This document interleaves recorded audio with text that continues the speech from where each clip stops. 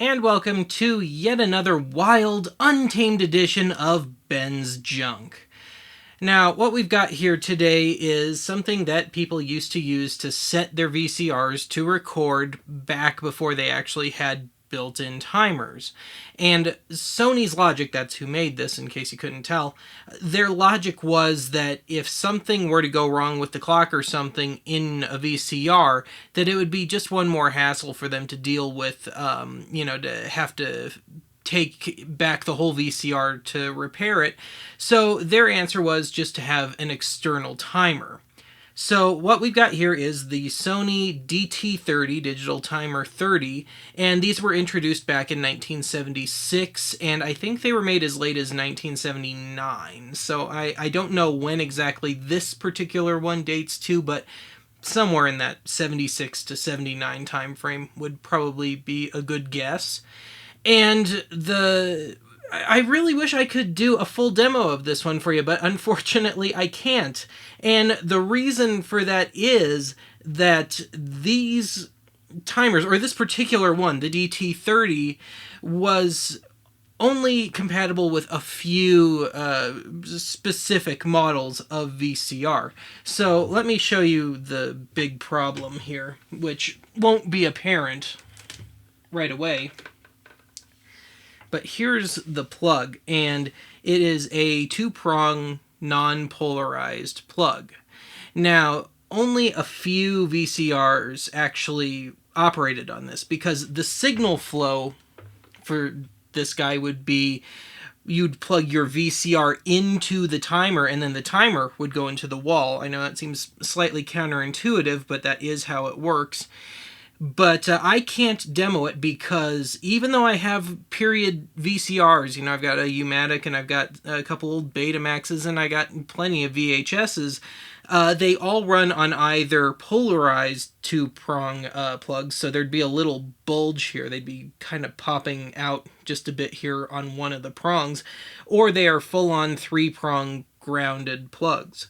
So unfortunately, I can't do a full demo, but I will hook this up in a bit and you can watch it at least kick into gear. It does work as far as I can tell. I can't obviously do a full test unless I had the proper stuff.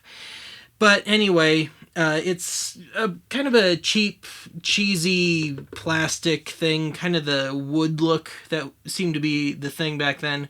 And I do have the manual for it, although I actually had to buy the manual separately because at first I thought maybe there was something I didn't understand about it, but I was wrong.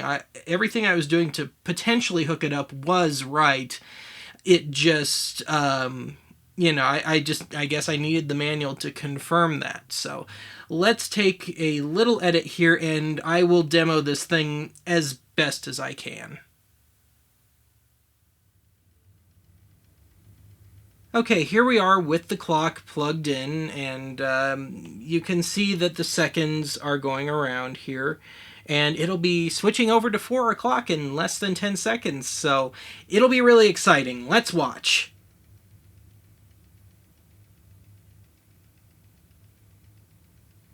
Isn't that just glorious? Anyway, let's take a look at how this thing works. And actually, before I do that, I'll show you the back here. It has 2 outlets, so I guess you could run 2 pieces of equipment on it if you wanted. But again, it's only that non-polarized 2-prong outlet, so they're really, I don't have any great way of cheating things to really fully test this.